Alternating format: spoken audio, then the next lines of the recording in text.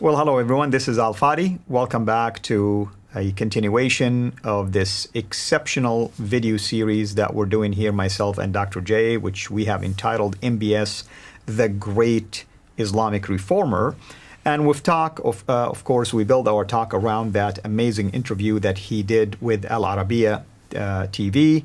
And that was done on April 27th of 2021. So far, we talked about MBS's vision for Saudi, known as the 2030 vision. Then we talked about the elephant in the room, and that's the extremism or Salafism or Wahhabism, whatever we want to call it. Today, we're going to throwing this elephant out. And of course, with me here to unpack this, our dear brother, Dr. J. Dr. J, welcome back. Oh, it's good to be back. So we talked about the elephant in the room. What are we going to do with that elephant? Yeah, well, the elephant in the room, of course, and let's define it. The elephant in the room that Mudaifa brought up is, what are you going to do with the Salafis? What are you going to do with the Wahhabis? What are you going to do with the traditions? What are you going to do with the Sirah, the biography of the Prophet? What are you going to do with the Hadith, the sayings of the Prophet? What are you going to do with the Tafsir and the Tahri, the histories, and the commentaries and the histories of all mankind? These are the four genres, what we know as the standard Islamic narrative, S.I.N, or the Islamic traditions. You've got to deal with them. And he dealt with them. He said it very clearly. He says, we're going to eradicate the Hassan and the Taif, the weak ones. We're going to keep to the Sahih, which would be the resolute ones that are strong, but only those which correspond with the Quran. So the Quran will be the testimony. The Quran will be the witness. The Quran will be the standard. This is the constitution of Saudi Arabia. This will be the constitution. This will direct what we keep, what we throw out, which he didn't know at the time. I don't think he still knows, but many of the Muslim scholars around the world are saying if he's going to keep to that, that's 90% of the traditions you'll have to throw out. 90% of the hadith you're going to have to throw out and just keep 10%. And those 10% are all directed or dictated by this book, the Quran. So here's that. To me, I thought that was genius. I thought the guy really does know what he's talking about. This guy has a vision. But then I went up to my different videos. I put up 3 videos and I looked at the comments. I love to look at the comments, and I suggest all of those of you who are watching do put the comments there. Do talk about them. I want to hear your reaction to what we're saying. We have now a Saudi Arabian here. He used to be a Muslim. This is your background, so you're talking from a Saudi Arabian standpoint. And what I'm hearing in the comments is, this guy's not going to make it. He's going to probably be assassinated. They're saying things like, this guy, how can he stay? How can he be the ruler with this kind of program? Nobody in their right mind would dare to say something like this. And that's the knee-jerk reaction that I would expect. It is, but may I add to this also? It seemed like it's coming from maybe people who are not familiar with the demographic, of Saudi and also the present population of Saudi. You're dealing with a majority of Saudi Arabians who are young in age, who are eager to see changes like this, who, quite frankly, I think they are going to be on cloud 9 when they see these kind of changes. So the outsiders probably are thinking this way, but from within Saudi, he has the majority of people on his side. Absolutely. Let me give you an example. When I was in London, I would get up at Speaker's Corner and I would go down there every Sunday. The ones that were at the base of my ladder were all the Salafis. These were the most extreme of the extreme. And Speaker's Corner is a magnet for them, so I would expect them. I love to work with them. They were the ones I engaged with the most, and I did so for 25 years. And I remember whenever I left Speaker's Corner and went outside to the rest of London, I came across, well, there's a million Muslims. You can't help but come across Muslims, and I would talk to them. And the Muslims I met outside of Speaker's Corner were diametrically different than the ones at Speaker's Corner. And the ones at Speaker's Corner really represented a very small minority of all the other ones that I saw outside. And the ones outside, they were getting fed up with what they were hearing on the news. They were getting fed up with what they were seeing almost every week, that one headline after another Muslim has blown up this place or shut down this place or run a truck into these people, or you name it, there was violence after violence. And they were getting upset because, justifiably so, they're saying, this does not represent me. I do not like what I've seen in the news, and I do not like all the news articles and all the newspapers saying that this is Islam, because this is not my Islam. This is not me. They were basically saying, not in my name. Do not represent me when you're saying that these guys and these gals are doing these stupid things all over the world. Right. And what I'm hearing outside of Speaker's Corner, I realize, was the bigger part of Islam. These were the majority, and the majority of Muslims that I know are belong to this group out here, the group that want to be peaceful, the group that have left many of their countries to come to the West so that they can leave that side of Islam. They want the real Islam. They want actually what we see right here. Take a look at here. This is what they want. That's right. I mean, I know some of my own family members are already, excited about what's happening in Saudi. And by the way, I mean, I want to go back and say this, and this is me speaking because I know my culture, I know my government, I know MBS's, the direction that he's trying to take and the power that he has. You have a minority group who definitely can be a thorn on any side. I mean, look at just ISIS and what ISIS did, and it was just a minority group. And they can certainly attract young radicals without a doubt. But the beauty about MBS and also the power that he has, he can put his thumb on those. What I worry about are the radicals outside, not inside. With that in mind, let me ask you this. You mentioned radicals, minorities at the Speaker's Corner. This group is absolutely scary and intimidating, without a doubt. Why is that, Jay? Well, I would suggest they are absolutely scary and intimidating, mainly because we let them be so. They are ones. Nobody's thumping them. We are basically, any time they do an atrocity, it's right across all of our headlines. Right. It comes into our living room. Right. And of course, it shocks all of us, and we're scared to death of them because we think, oh, we're next. We're going to be the ones that are going to be attacked by them. But take a look and ask, how much damage have they really done around the world? Mm-hmm. Oh, they take out maybe 200 here, 2,000 at 9/11. That's the biggest so far that I've seen in any one endeavor. They really don't really affect much of us. People thought that they would bring down our economy. They didn't bring down the American economy after 9/11. What have they really done? What damage? But see, we proclaim them, we broadcast them so loudly that everybody thinks this is Islam. And I'm finding when I go around from church to church to church to church, the first question that's asked me in my question and answer period is, Jay, why haven't they killed you yet? I said, why are you even asking that question? 99% of Muslims do not want to touch me. 99% of Muslims are just like you and me. Right. The 1% that you're talking about are the ones that are in our news all the time. We are our own biggest problem because we create this fear. We create this image of Islam that is pernicious now and which gets into everybody's mind. Therefore, Islam or Muslims are a religion of violence. Muslims are not violent, folks. That's true. I mean, let's be fair. I mean, we understand that we need to distinguish between the teaching and what Muslims, the masses, know about this teaching. Only a handful know about it. That's why they are the radicalized one. That's why they're the zealot ones. And now, the Prince, MBS is basically cutting into that as well. He's saying, even your sources, I'm going to filter it out.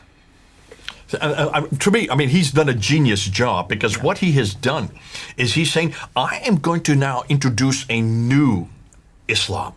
An Islam that is based on technology, an Islam that's based on learning, an Islam that's based on research, an Islam that has towering buildings, that has some of the most advanced cities in the world, that has a NEOM project, this line here that goes 110 miles. Nobody has done this before. I'm going to show a new Islam. This is the Islam that we want the world to see. This is the Islam that we would like people to suddenly identify with. And as a Muslim, I would identify with this. As a Muslim, I would want this. Yeah. Even as a Christian, I would want this. As a Christian, I'm looking at this and I'm saying, this is what everybody in the world wants. Stop and think. Not just Muslims. Isn't this what the world wants?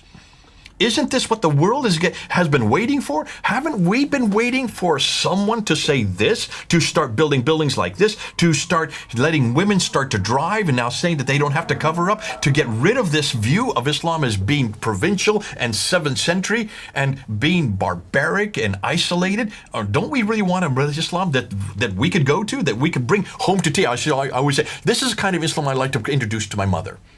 This is the Islam that I would suggest 90 to 99% of the Muslim world really is. But they don't know. They've never had anybody represent them like this because all that we see in our newspaper are the Salafis and the extremists and the bombings and the violence and everything else. And so we pretty much have foisted this on them. And the Muslims are getting fed up with this. And I hear Muslims say this all the time. This does not represent me. But MBS, what he's bringing forward, that's something that does represent them, that they can be proud Exactly. of. That's an identity they can grab and hold on to. And I would suggest maybe the rest of the world would also agree with that. I would suggest every country will want to support this model, will want to support this project, will want to support this vision. Vision 2030 is not just a vision for Saudi Arabia. This is a vision for the whole world. This is a vision for you and me. This is a vision for all the 1.8 billion Muslims who don't have anybody representing them, have never had a voice before, and now they want this voice. Well, back to you as a Saudi Arabian. How do you feel? I mean, it feels great. And I tell you what, Jay, I mean, isn't this what you and I have been doing for the last 2 years at least? You started with that. We've been doing it together as well from time to time.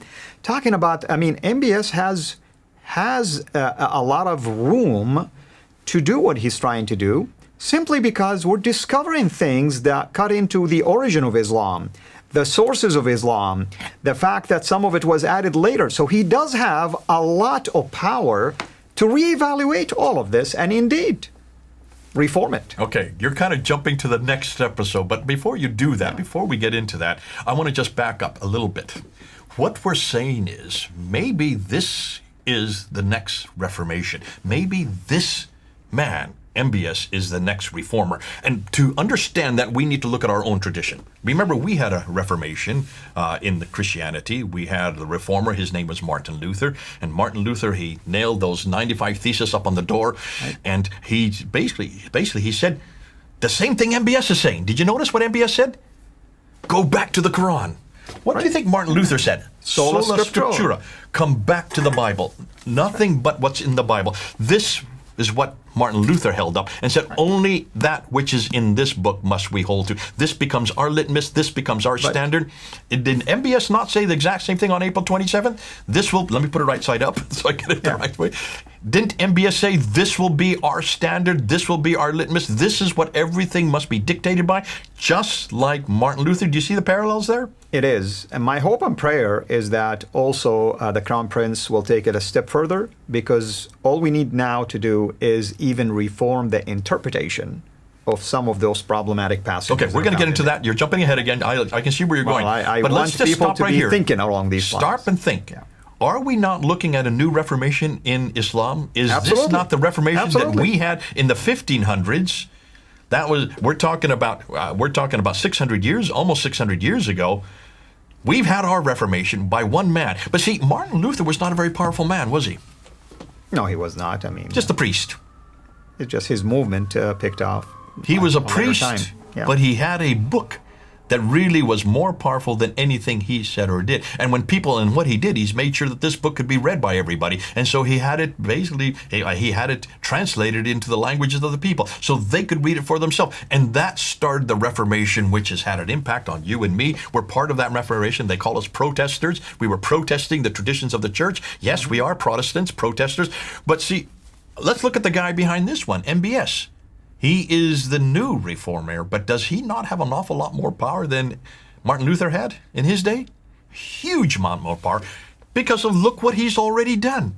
See, Martin Luther had nothing to show for it. Martin Luther had nothing that he was bringing people to. He had no vision of a new world order like MBS have. MBS, he has all this working for him. MBS is already 6 years into this project, only 9 more years to go. I think it's going to go beyond 2030. It'll probably be 2040, 2050, but they're calling it 2030 because some of the technology hasn't even been invented, like the rail line that they're talking about, or the flying cars. Those have yet to be invented. They will be, but can you see? But the infrastructure and everything most likely will be in place, or at least everyone can see something tangible by 2030.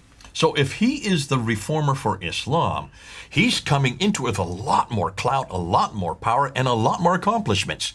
He's already saying, I'm not just giving you an idea, I'm actually showing you what we're doing. That's right. And by the way, this is powerful. You know why? Because Saudi Arabia, as I always say, is not only the place where Islam is perceived to have originated from, but it's the model for what Islam would look like. And to have these kind of ambitious statements coming out from the top authority, it will send a lot of shock waves both ways, for those who are excited about it, and then for the minority who will be discouraged by it. No, to be fair, MBS also sees the future, and he sees the future is no longer oil. Everything's going green. We've just seen how Europe is now pretty much saying by 2030, 2040, they want everything in Europe to be electric. Here in the United States, maybe a little later. But if that is the case, no more oil is needed. If there's no more oil needed, then what is Saudi Arabia going to do for its finances? They're realizing that they've got to diversify into other areas, and they're moving all these petrodollars into this diversification. So it stands for, it's common sense that he's doing what he's doing. We understand that part of it. What I like about it is that he's already saying, yes, but we're diversifying not just because of the fact that we no longer have oil to sell, but we're diversifying because we want to be the center of the world. Now, if that is the case, there is a glaring problem. There is one problem that's going to stand in the way. We're going to get to that, and that will be the next episode. Do you want to give people a teaser? No, I don't want to give them a teaser. I want them to come. Okay, well, everyone, I tried. All right, I'll say this. It has to do with one book. All right. Well, of course, I mean, it won't be Jay if there is no book and man to be talking about. Book, the man, and the place. But all that to say, really, this is, you have no idea how excited I am about all of this. I would really, step out in faith and say this is an answer to prayer. There are many people that prayed for Saudi. Many people prayed for my people. Many people prayed for this kind of change to take place. And it's amazing. It is absolutely amazing changes. I know of other things that MBS is also considering, but I don't want to bring it up here because I do not want to jump ahead of the curve. Anyway, all that to say is I love this man. And I pray for him, for his safety, and I pray that the Lord will continue to bless him and give him wisdom to take this, country and the direction into the future, making it possible for all of us, really, to once and for all, hopefully, have a open-minded dialogue with our Muslim people without having to yell at each other, scream at each other, and receive threats from each other, and so on and so forth. With that in mind, we're going to talk about the book next time. Thank you as always. Everyone, thank you so much for being here with us. See you next time. This is Al-Fadi. Over and out. God bless. Thank you for watching this video. Be sure to like and subscribe to our channel, Sira International, and click on the bell so that you receive notifications whenever we publish a new video or go live. I would also like to appeal to you to consider becoming a Patreon patron by clicking the link right below. By doing so, you can give towards the production of these videos.